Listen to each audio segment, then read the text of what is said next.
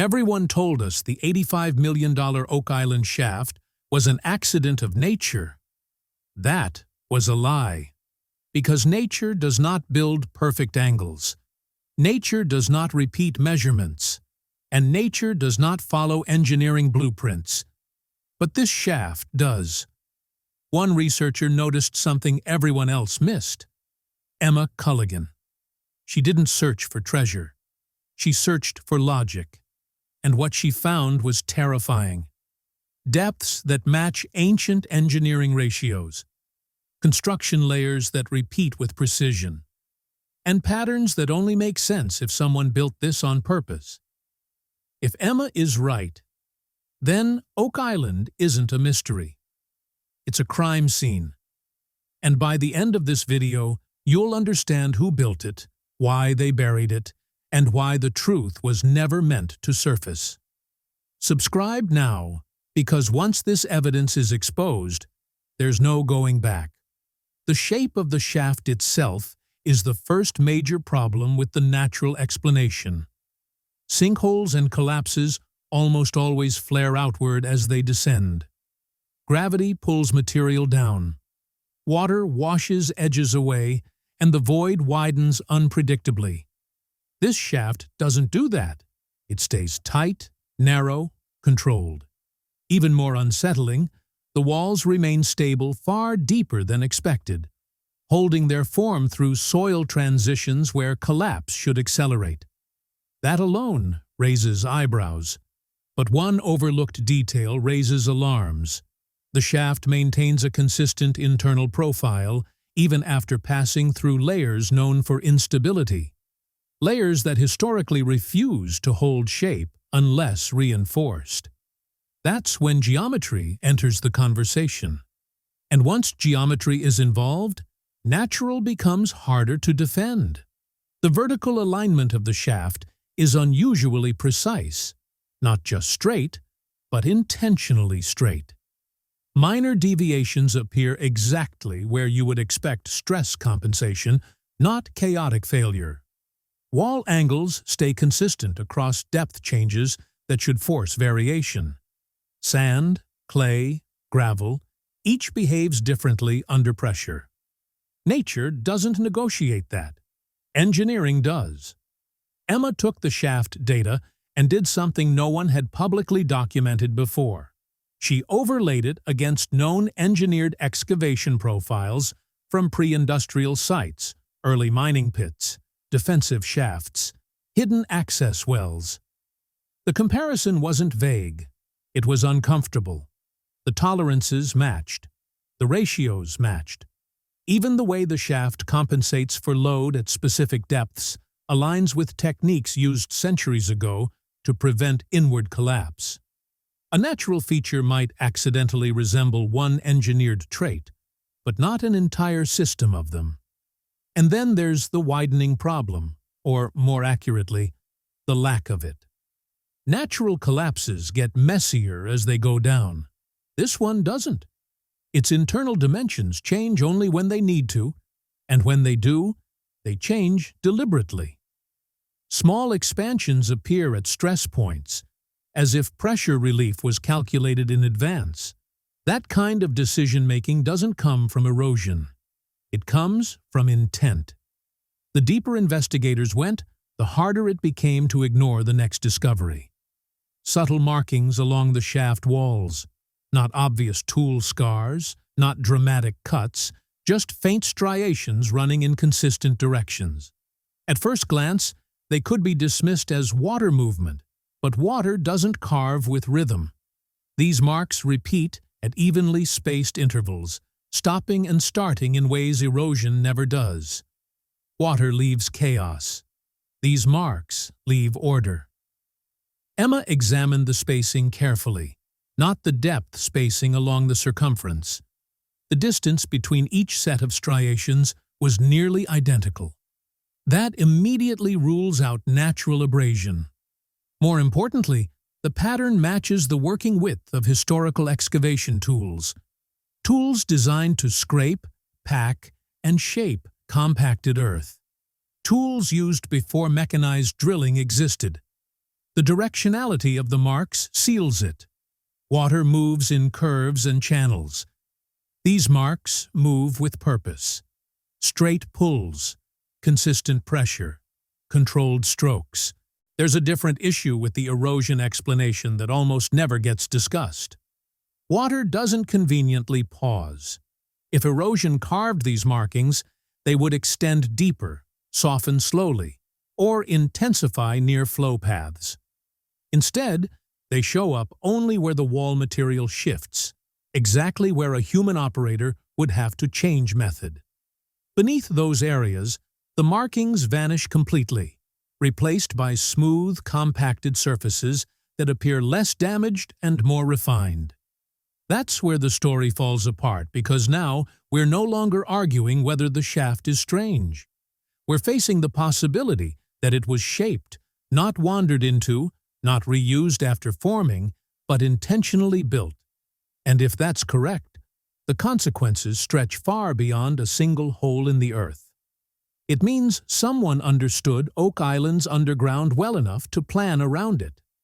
It means water intrusion wasn't accidental. It was expected. It means collapse wasn't failure. It was intentional. And perhaps most disturbing of all, it means the shaft wasn't built for ease. The level of accuracy preserved at depth demands planning, resources, and intent far beyond random collapse. You don't design stability like this unless something below must stay untouched. And once that realization settles in, intent stops being abstract. Because the shaft doesn't merely imply protection, it proves it. That intent turns tangible at a depth that appears back and again across the evidence. The digging reaches a dense clay layer that simply shouldn't exist in that state. It isn't scattered or mixed into surrounding soil. It appears cleanly, maintains a uniform thickness, and ends just as purposefully. In natural conditions, clay gathers unevenly over time, shaped by water and pressure. It doesn't compress into a controlled band. Yet, this layer does exactly that, acting less like sediment and more like a seal, something placed to control pressure, isolate what lies beneath, and ensure that whatever was worth protecting stayed that way. Laboratory analysis only deepens the mystery. The clay shows signs of compression before burial. Pressure applied while the material was still pliable, then sealed in place. That detail alone eliminates accidental deposition. Water can move clay, but it cannot pre-compress it evenly and then place it beneath stable layers without disturbing everything nearby. This clay isn't resting naturally between soils. It's locked in, functioning almost like a gasket. When water pressure builds above it, the layer holds. When pressure shifts below it, the clay absorbs and spreads the force instead of collapsing. That is not how sediment behaves. That is how engineered seals behave. Even more revealing is what the clay does to the shaft itself. Above the layer, the soil stays loose and reactive. Below it, the conditions shift completely. Wall stability improves. Moisture behaves differently. Pressure balances more quickly. The clay doesn't simply rest there, it regulates, which introduces a disturbing implication. Whoever placed it understood how water would move through this shaft long after construction was finished. They weren't only digging, they were preparing for the future. That preparation becomes impossible to ignore once water behavior is tracked over time. The shaft takes in water continuously. Rainfall, groundwater seepage, seasonal pressure changes, it's all present. But what never occurs is disorder. There are no sudden surges, no uncontrolled flooding events, no unpredictable pressure spikes. Instead, water levels rise and fall within a tight, controlled range. Even during storms that overwhelm nearby test holes, the shaft responds steadily, almost as if it's channeling the water elsewhere. Emma follows the evidence, not assumptions. Flow rate data reveals something striking. water entering the shaft doesn't remain. It moves sideways, slipping away through concealed roots rather than collecting vertically. And these aren't random breaks or natural fissures. When mapped, the roots converge, multiple exits feeding into shared channels. Nature spreads water outward. It disperses. It fractures randomly. This system does the opposite. It gathers, directs, and releases with purpose. The drainage behavior mirrors engineered water control methods used in early underground construction, designed to protect shafts from catastrophic failure. Instead of blocking water entirely, builders allowed controlled entry and safe release, preventing pressure buildup. That's exactly what's occurring here. The shaft isn't fighting water. It's working with it, managing it, incorporating it into a larger stability system. Even more telling is where those drainage paths don't lead. They avoid specific zones entirely, areas that remain consistently dry even when surrounding sections show moisture spikes. That selective dryness points to protected spaces, nearby areas intentionally shielded from water exposure. You don't design drainage like that unless something valuable sits close enough to be threatened by moisture. The system isn't just functional, it's defensive. And then comes the comparison that reshapes the entire framework of understanding. When Emma overlays depth markers from the $85 million shaft with historical records from the original money pit, the alignments are impossible to dismiss. Critical depths match, not roughly, precisely. Key resistance layers appear at nearly identical intervals. Even more unsettling, both shafts show collapse zones at points that seem intentional rather than accidental. Engineered weak spots, fail points designed to absorb stress, redirect pressure, or deliberately mislead diggers into thinking they'd reached an endpoint. Soil reinforcement patterns reinforce the connection. Both structures rely on similar combinations of compacted clay, layered fill, and structural stone placement. These techniques don't appear randomly across unrelated sites. They reflect shared knowledge, shared planning, possibly shared builders. Natural formations don't repeat with this level of precision, especially not across separate excavations allegedly formed by chance. The idea that the $85 million shaft is simply another collapse starts to unravel completely. Instead, it begins to resemble a companion structure, not a treasure pit itself, but part of a system, a supporting element designed to divert water, confuse intruders, and protect something else operating deeper and farther in.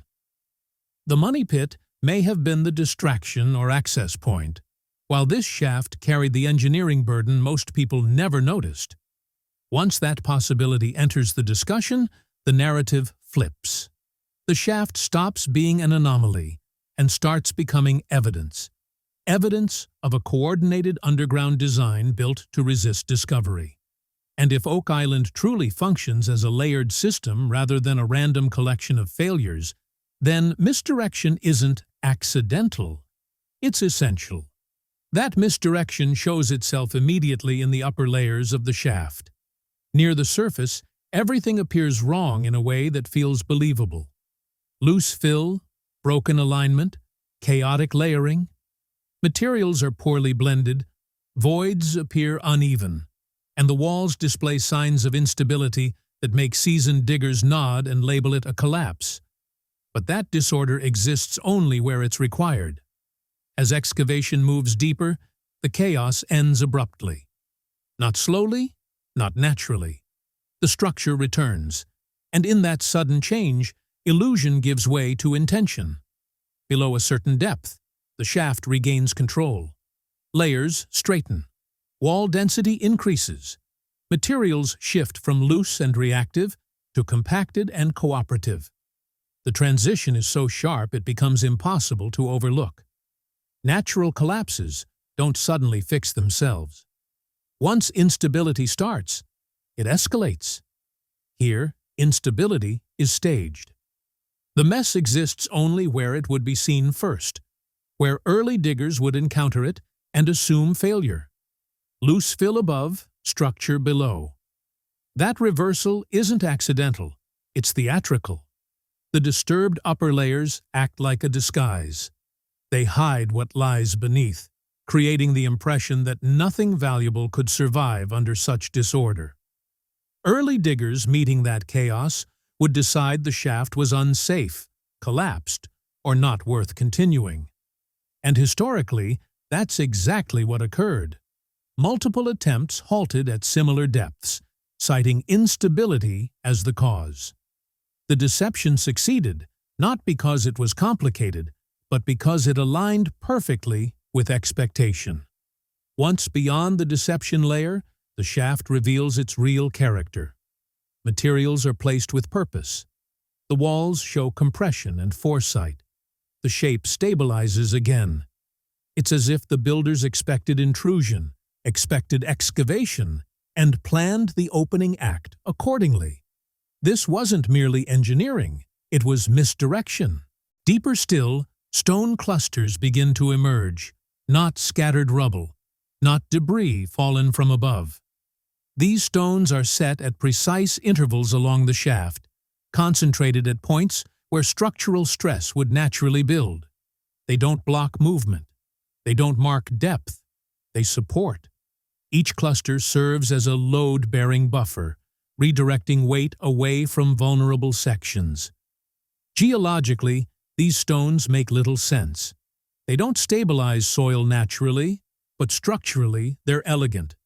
Emma maps their placement, and the pattern becomes undeniable. The clusters reflect early mine support methods used before modern timbering and steel reinforcement. Instead of bracing walls directly, weight is shifted laterally, allowing the shaft to flex without breaking. Pressure moves around weak points instead of through them. This method demands advanced understanding of subsurface behavior, knowledge that wasn't supposed to exist in this region at the time. The stones aren't random in size either. Larger pieces anchor major stress zones, while smaller stones fill transitional areas, smoothing pressure changes. The system behaves like a living structure, absorbing movement rather than resisting it. That's why the shaft remains intact centuries later, while nearby test holes fail within years. The stones don't fight the earth. They negotiate with it. As the mapping continues, something even more disturbing comes into focus. The shaft reaches deeper than anyone anticipated, deeper than historical records imply was achievable, deeper than known colonial mining methods would normally permit. This isn't merely an impressive accomplishment. It disrupts the timeline. The depth alone suggests tools, planning, and labor far beyond what casual settlers or fortune seekers could manage, especially when paired with the precision and sophistication already documented. The deeper the structure extends, the older it seems to be. Stratigraphic analysis places its construction beneath layers tied to early colonial activity. That means the shaft wasn't dug by people reacting to the island. It was dug by people who arrived prepared, people who knew what they were building before the first shovel touched the earth. The level of engineering required, hydrology control, load management, intentional collapse staging, was not common locally. In some instances, it wasn't common anywhere. This shatters the accepted Oak Island timeline entirely. If the shaft predates known settlement, then the narrative isn't about opportunistic treasure hiding. It's about intentional arrival, deliberate construction. Someone came to Oak Island with advanced planning, substantial resources, and a motive strong enough to justify building a structure meant to withstand centuries of intrusion. The deeper evidence eliminates the idea of improvisation. Nothing about this shaft suggests experimentation. Everything points to execution. The deception above, the structural intelligence below, the depth that defies expectation, all of it converges on one conclusion. The builders understood future intrusion in advance. They anticipated curiosity, greed, and neglect, and they engineered the system to respond to each of them. That foresight is most visible in where the shaft begins, or, more precisely, where it doesn't. The entrance geometry explains why it escaped notice for so long. It isn't placed where logic or tradition would normally guide diggers. It sits offset from expected treasure paths, misaligned from surface landmarks that usually direct excavation. Anyone following historical clues or folklore routes would walk straight past it. That placement isn't accidental. It removes the shaft from the mental map of discovery, ensuring it could exist quietly while attention stayed focused elsewhere. In that light, the shaft stops feeling isolated and starts operating as intended, one element within a broader underground strategy built for longevity, secrecy, and survival. And with that realization, the timeline doesn't just stretch, it breaks. Once that intent is understood, the purpose of the shaft becomes clear. It doesn't lead forward. It doesn't open toward anything obvious. Instead, it absorbs stress. It redirects pressure. It takes damage so something else doesn't have to. Collapse zones inside the shaft don't endanger the deeper system. They protect it. When pressure builds, the shaft fails inward in controlled ways, drawing force toward itself and away from nearby underground spaces. That isn't a weakness. It's a feature. The pressure traps built throughout the structure function like sacrificial points. They are designed to fail first, long before stress can travel into nearby protected zones. In practice, the shaft behaves like armor. It absorbs the impact so the core stays untouched. Every collapse blamed on misfortune or unstable ground turns out to be a successful defense system performing exactly as intended. This shaft isn't a passage, it's a barrier. Its function as a shield explains why it never reveals anything of obvious value. There are no hoards, no artifacts, no reward at the bottom, because that was never its role. Storage invites intrusion. Protection deters it. The shaft exists to convince diggers they've reached a dead end, encountered failure, or found nothing worth pursuing. Meanwhile, the true objective remains isolated, protected by layers of carefully engineered misdirection. Thanks for watching. If you found this interesting, make sure to like, subscribe, and turn on notifications so you don't miss what comes next.